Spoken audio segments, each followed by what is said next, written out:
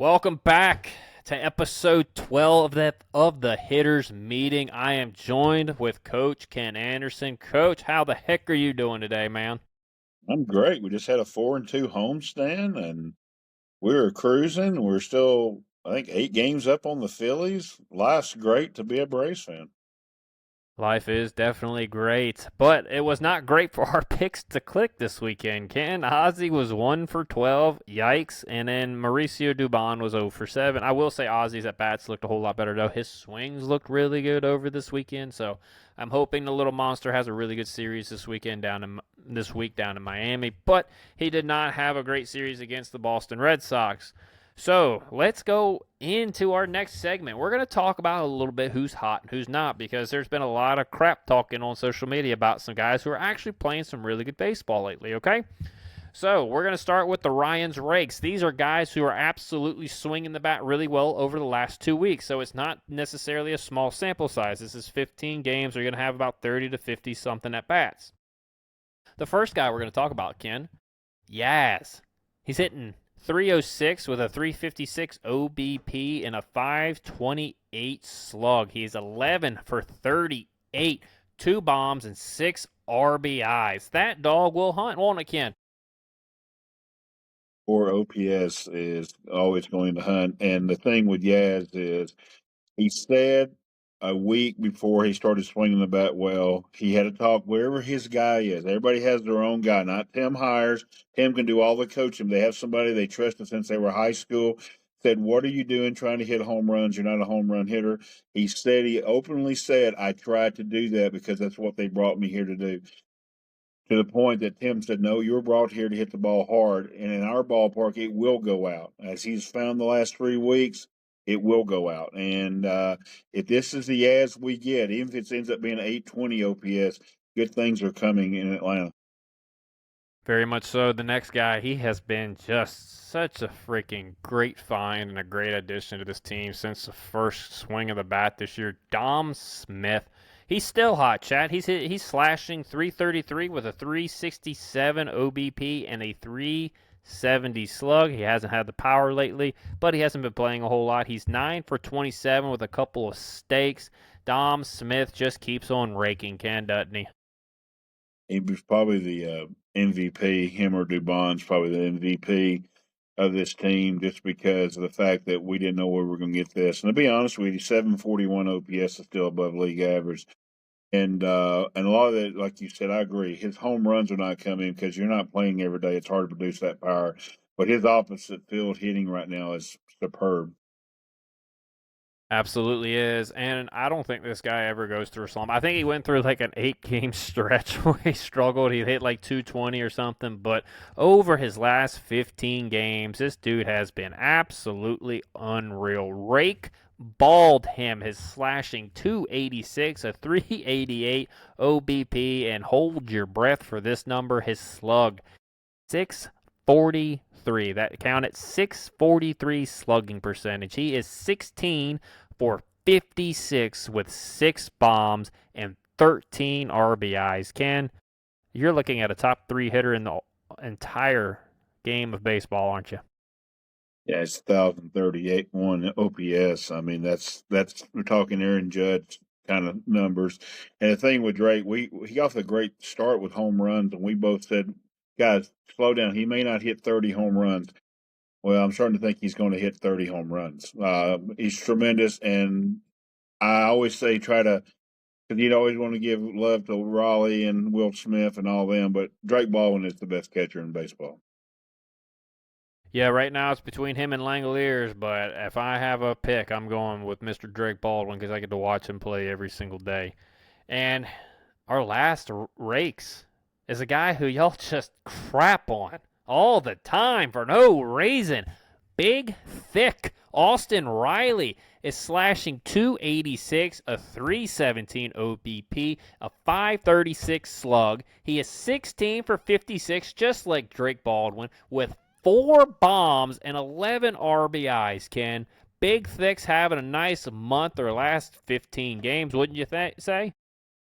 Yeah, I mean we're 10-5 in May because of Austin Riley. Part of the reason because when Austin goes, we go 853 OPS, and I still don't think he's actually maximized. I think he can be better, and I also think Austin Riley's going to hit 30 home runs by the time this year's over with. No doubt. I'd be surprised if he's not hitting with 30 bombs. I still think he's going to have at least a 260 batting average. He's going to have over an 800. He's probably going to be closer to an 850 OPS by the end of the year. He was at 182, and now he's up to almost 230. He's going to Yeah, hit over 260. yeah. But we got to get into the negative part. We're going to look into a little bit of the slump watch. These guys are on our slump watch right now, Ken, until we do this again. Michael Harris II is the first guy on slump watch. He's slashing 240, 255, and 380. He's 12 for 50 with a couple of homers and 4 RBIs, Ken. Yeah, the good thing though with Michael slumping, it's a different type of slump. This is more of a baseball slump. He's not striking out a ton. He's still not swinging a lot of bad pitches. He'll have one or two here. That's just human. I think Michael is going to come out of it because this is more of a baseball slump. This is your every day. We play every day, and he kind of slacks off. Also, remember he had an injury there that he kind of missed playing and I think he loves playing outfield. I think he plays better that way, and I think Michael will be coming at it pretty quickly. That's a great description, baseball slump, and this means that everything evens out over the course of 162 games. He was setting the world on fire, like 500 average, slugging. His OPS was dang near 2 dot something at some point. Like this is just everything kind of evening out. He's still hitting the ball really well. He's putting the ball in play. He's not striking out a ton. He still has really good swing decisions right now. Like there's nothing wrong with Michael Harris. It's just over the course of 162 games, chat, you're gonna slump a little bit, but he is on the slump watch for right now. The next guy, Mr. Ozzy Albies, he's on slump watch. 172, 246, 259. Not very ideal. He's 10 for 58, 1 bomb, 5 RBIs. And to make things worse, he is 1 for his last 26 at the plate, Ken. We talked about him in on the recap show a couple of series ago. We asked if we were concerned about him. Ben was on that show with us, and we're not really. This is a regression with him. The one thing that we can pick up, it's not health related. He's playing really great defense. So this is just more Ozzy being out of a funk. Look, Ozzy is a weird swing. He has a weird swing, so his peaks and valleys may be like this, and we're just going to have to live with it. The fact of the matter, team is 10-5 during that stretch. We just move on. Yeah, like I said, he last few series he's been lunging at the baseball. I will say against the Cubs and against the Red Sox it was better. So he is getting back to what he has been doing. So there's been some good signs, but again, I know everybody's results driven. The results aren't there, but the progress towards getting back on track is there. The next guy, oh man, it's gonna break Matt Olson Burner's heart, Ken. He is on slump watch for the first time in 2026. And look, I know there's going to be some guys who are like, why? Why is he on there? Well, let me talk to you. 232, 317, 536. Really good OPS, right? 13 for 56. He's doing damage when he does hit the ball. 5 bombs, 10 RBIs. But in his last 26 at-bats, he is 4 for 26. Count it. 4 for 26. That dog's not going to hunt, Ken.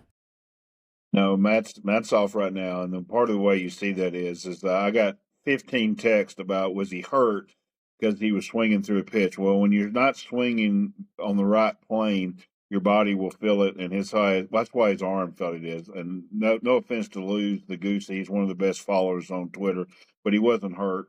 It's just that he just, I mean, he's not injured. He's hurt. Everybody's banged up this time of year. But I will say this about Matt and Matt's defense, being as my boy. He does still have an 853 OPS. And how you know he's an MVP candidate, he's really in a slump, and he still has an 853 OPS. So everybody just take a deep breath. Everything's going to be fine. Again, though, praise the guys who are hitting like Austin Riley because there's 3 of the big 4 down in here slumping that we need to go. And so Austin's done a really good job of kind of carrying the team. Like I said, we're 10-5 in May, and a lot of it has to do with Austin Riley. Ken, what do we say? At some point the big three were going to fall off, and then at that point you're going to start seeing Yaz and Riley kind of pick up the slack. And guess what's happening, chat? It's like we know baseball after all. I know, crazy world we live in. All guys are going to go in slumps, other guys are going to hit. I know, it's crazy. All right, we're getting into the hitters meeting portion. Game 1.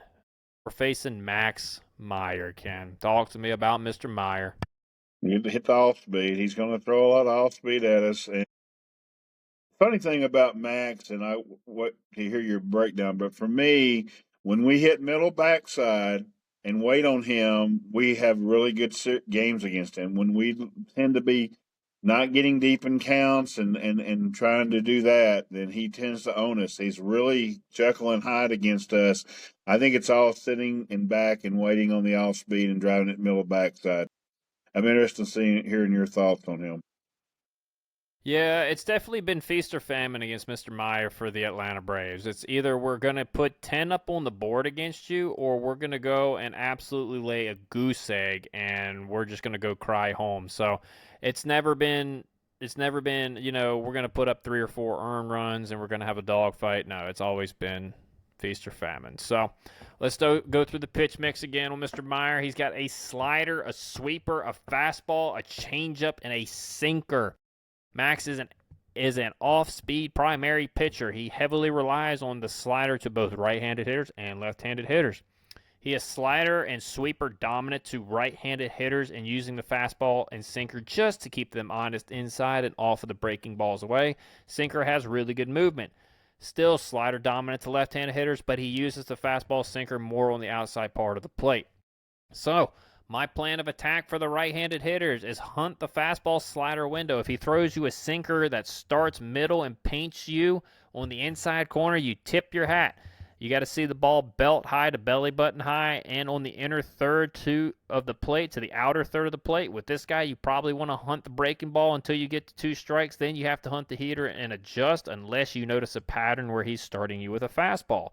The slider and sweeper you want to hit is the one that starts at you and above the zone or on the inside corner and at the top of the zone. That is where you want to attack the breaking ball. Anything that starts away and breaks away, you leave it alone. Left-handed hitters, you can hunt either the fastball changeup window or the fastball slider window. You need to pick one and don't deviate from it.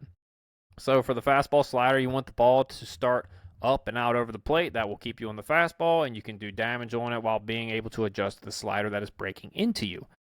Fastball changeup window, you want to see the ball start at the same level but inside corner to inner third because the changeup has great movement and it's going to be falling away to the left-handed hitters. This will keep you on the fastball inside but allow you to adjust on the changeup away.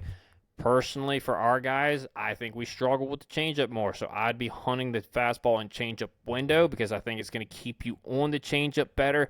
And let's be honest, Ken, the only slider that you want to swing at is going to be the one that pops out of the hand that you're going to see really well anyway, that you can do damage on.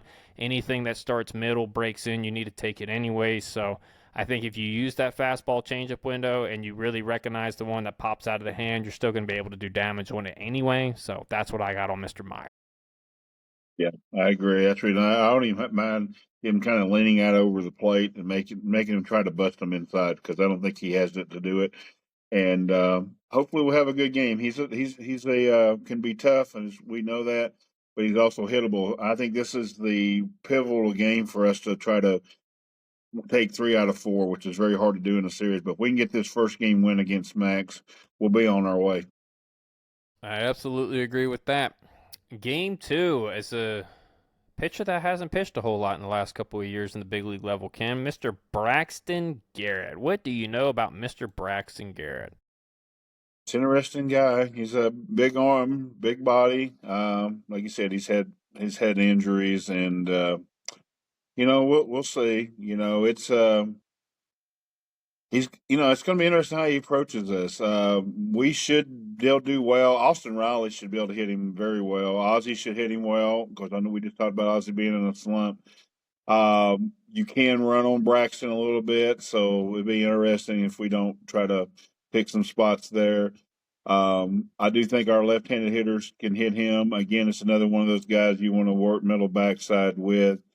Braxton's an interesting cat. I'm just going to sit the heater and work off of it and try to hit him back through the middle. I think it's the best way to approach him.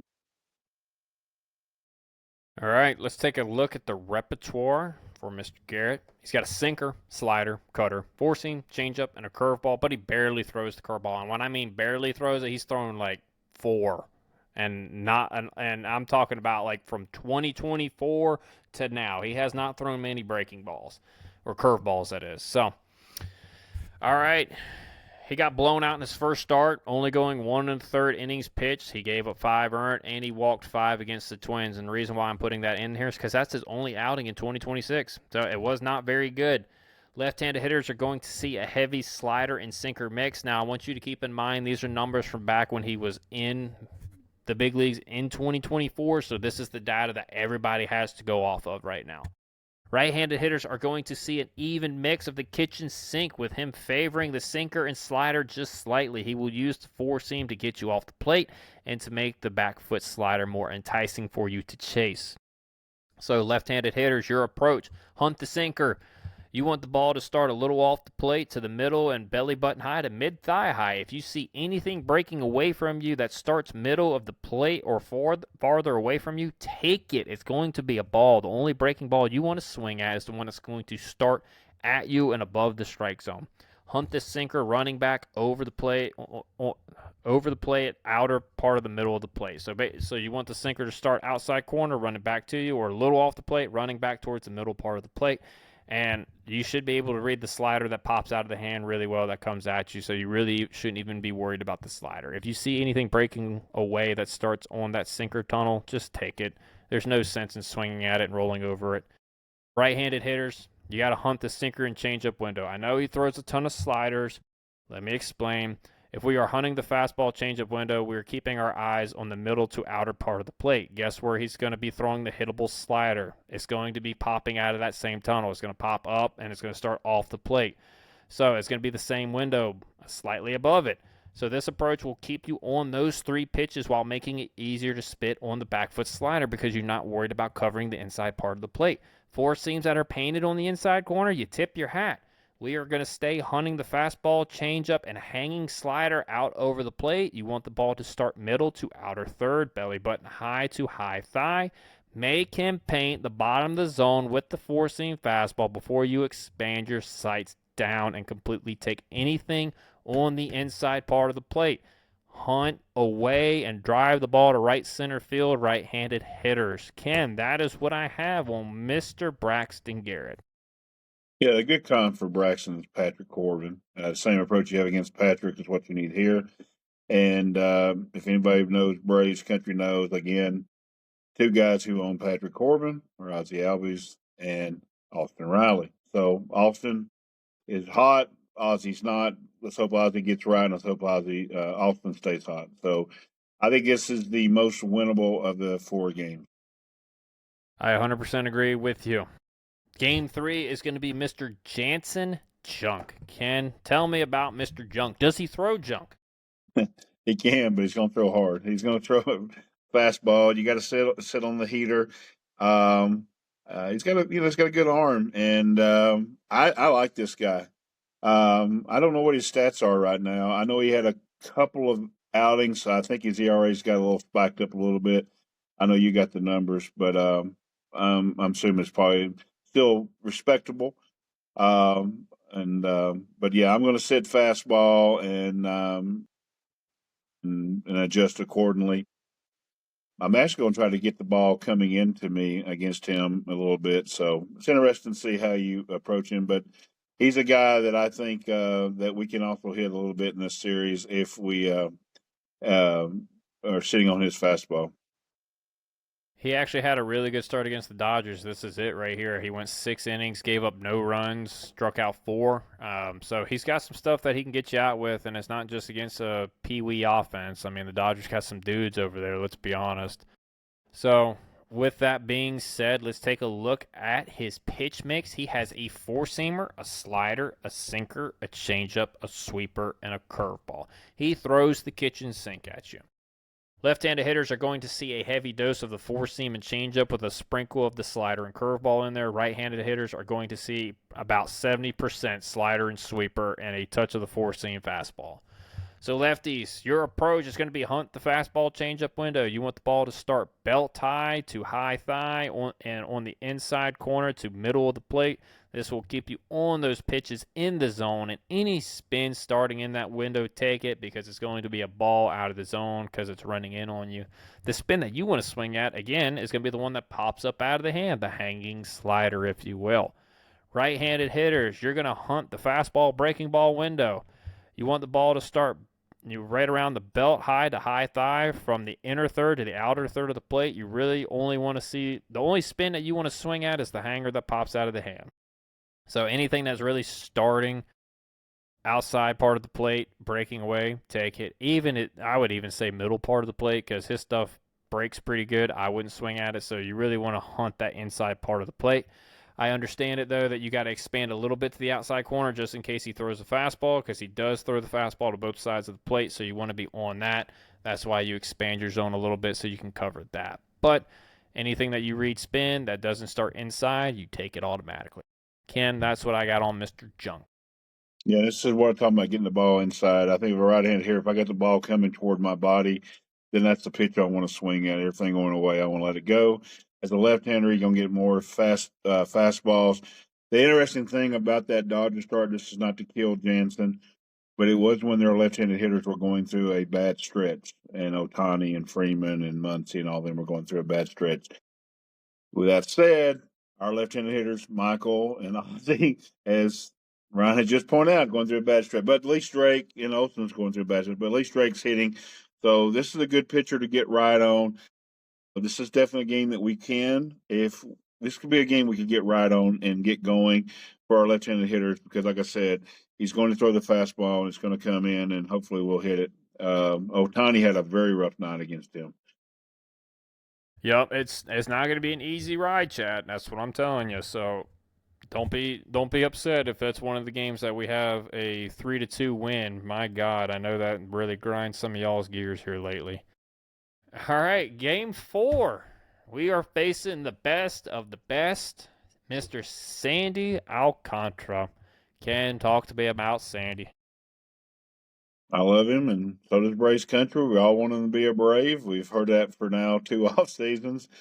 Sandy throws hard, and when he's on, him and Zach Wheeler have, to me, the toughest stuff for Braves hitters to hit in the National League East because it's all hard here, and then he can hit you with a devastating off speed going straight down. And so you got to hunt the fastball, stay on the fastball, and the good thing is that I mean you're going to break it down sure for him. There's a point that you got to let the fastball. If he can dot that top of the zone, you got to give it to him because he wants you to keep elevating, not to get off the mark because it's a Brave show. But I did get to watch a little bit of highlights of my boy Zach Wheeler today against the Pirates, and he just kept going higher and higher on the young Pirate hitters. And that's something we can't do. We can't let Sandy keep going up here. I know last year and a couple years ago, that Ozzie had a strikeout game, a couple strikeouts where every pitch was above his head. So we can't let him keep elevating on us. We got to get the ball down in the zone and hit his fastball because you will not hit his fastball up above the strike zone like that.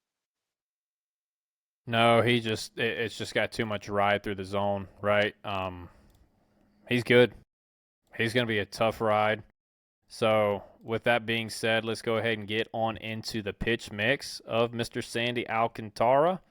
He has a four-seam, a sinker, a slider, a sweeper, and a changeup, and a cutter. He has a lot of pitches. He's got a lot of weapons. The odd thing is with Sandy is both lefties and righties are going to see the same mix of pitches, with the sinker usage being increased to right-handed hitters a little bit and the changeup usage being increased to left-handed hitters a little bit. So, lefties, your approach is going to be hunt the sinker and changeup.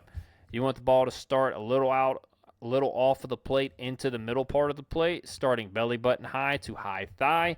Make him paint the bottom of the zone with his four seam and sinker before you offer anything starting lower. The only spin that you want to swing at is the slider that pops out of the hand. I know I say it a lot, but there's no reason to swing at anything else early in the count. You just want to get something that you can drive. The hanging slider is going to be the only thing spin-wise that you're going to be able to drive.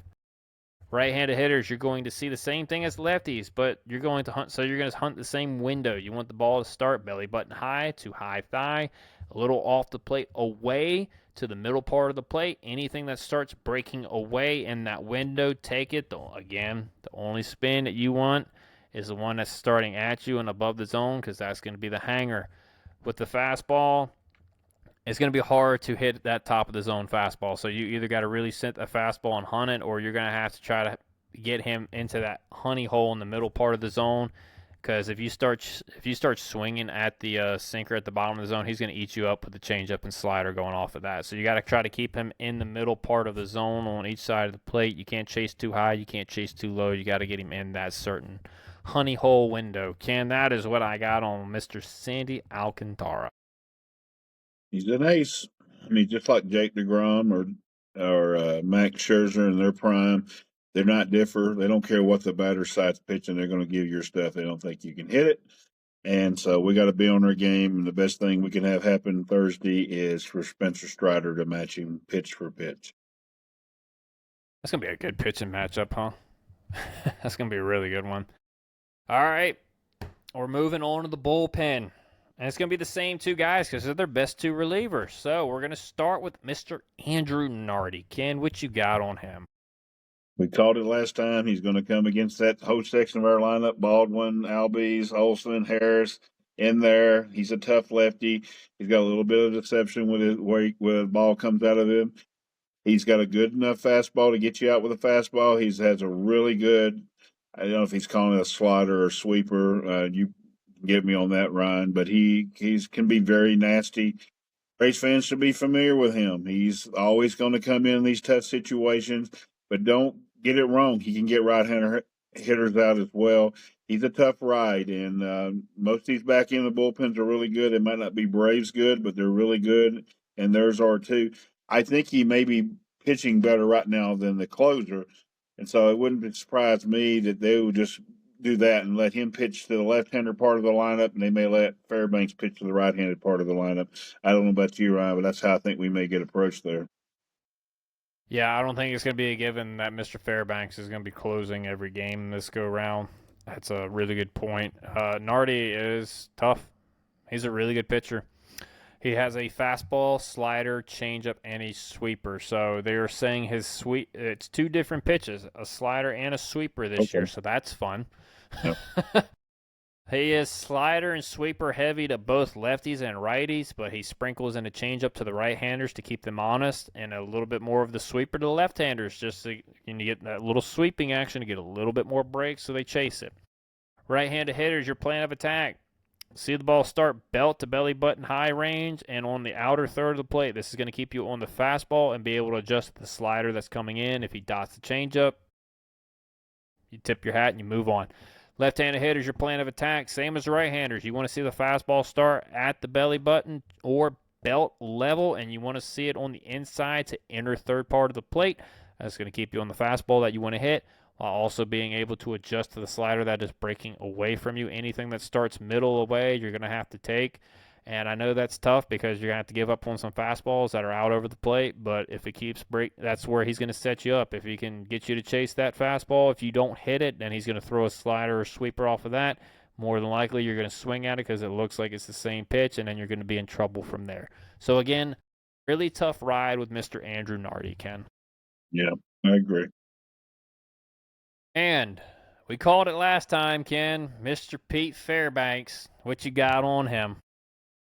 He goes hard, and but to me, he's also does this here, so you can see it coming. Um, and he's hittable, and that's why people can hit up on him. And he's one of those closers slash late inning guys that you need to see quickly.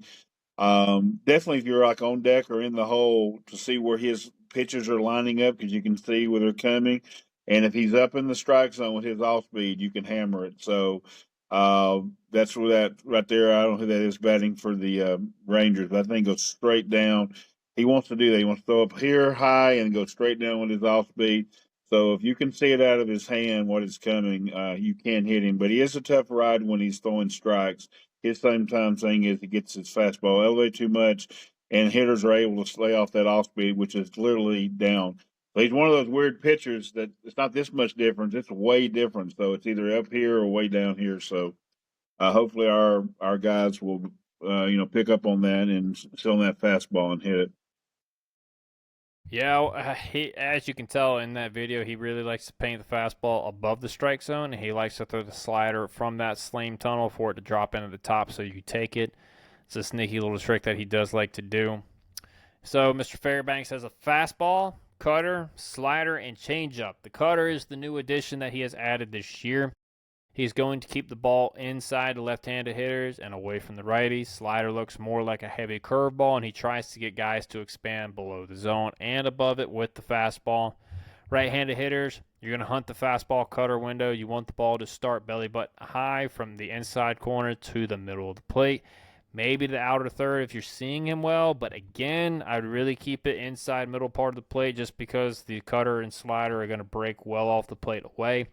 Left-handed hitters, same as the righty, see the ball belt high to belly button high and starting out on the outside corner to the middle part of the plate. Anything that starts in, I'd probably take it.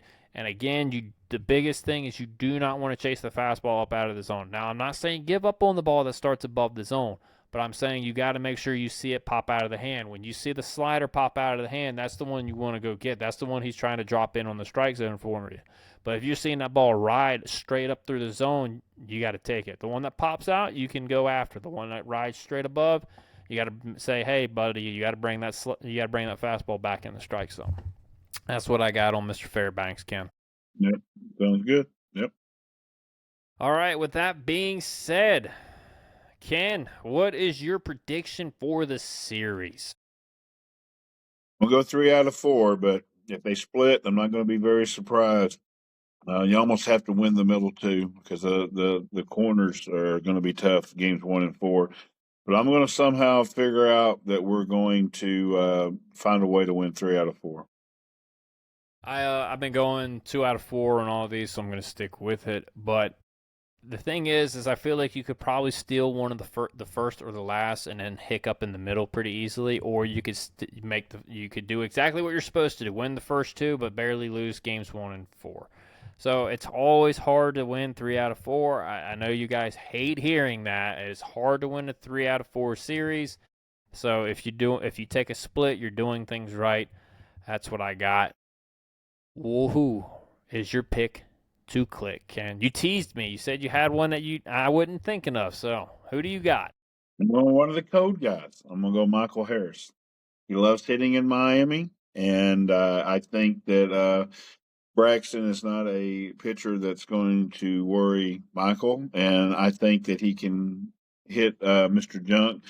And I think I worry about Sandy being the one guy that may stop him a little bit. But even with that said, I still won't forget his opening game of his major league career. He had a line drive base hit. He was so late on the first time with Sandy Alcantara. I thought this kid cannot make it here in the major leagues, and he did a rope into left field, his second at back for his first major league hit. Good things happen when Michael plays Miami. As we said, he's in a baseball slump, not a one of these big things, and I think he can get out of it. And I think the Miami series is where he's going to come out of his little slump he's been in for the last 15 games. I like that pick, Ken. I'm going with a guy who's been a little bit hotter than Michael lately. I'm going to give the Yaz some love. I think Yaz is going to have a good series in Miami. He's going to see 3 right-handed pitchers this series, so I think he's going to be a big key for us. If we're going to steal games 1 or game 4, he's going to play a big part in that. So I'm going to go Mike Yastrzemski as my pick to click. Ken, do you have any final thoughts before we get out of here today? I just love being a Braves fan right now. It's fun. For those who are not enjoying it, I worry about y'all because they're 32-15. They're one of the best teams in baseball, or it's not the best team in baseball. I want to give the Rays some love because the Rays are playing great baseball. But between us, both everybody in baseball can now think the Dodgers may not have a three-peat, and that's great news for Major League Baseball. Yeah, it's been really nice to be a Braves fan this year. Best record in Major League Baseball. Probably a top 3 team in all of Major League Baseball. You got probably the top offense in Major League Baseball, one of the top pitching staffs in all of Major League Baseball, but yet some of our fan base still has a way to complain, Ken. It absolutely dumbfounds me. And for you guys, I hope you go seek help, because there's no reason why we should be complaining this much about this good of a team. Please do yourself a favor, relax, and enjoy baseball. Enjoy good baseball. This team is good. They're doing really good things. They're going to do special things as long as they stay healthy. I have no doubt about that. And with that being said, we love you guys. We appreciate the support. If you like this video, please leave a thumbs up on it. Leave a comment down in the comment section. You can talk crap about us all you want if you want to. If you want to say, oh my God, stop being such a homer and actually hate on the guys, well, I did. We had our slump guys. We did that. And we gave some love to the guys who were finally hitting the baseball. I don't know what more you want. We give criticism where criticism's due. We don't dehumanize the players. We're not about that. So let us know what else you would like to see, what else you want to add to it, and we'll take it into consideration. But with that being said, I think we are done. Peace. You know what, boys? You guys are going to be world champions for the rest of your life.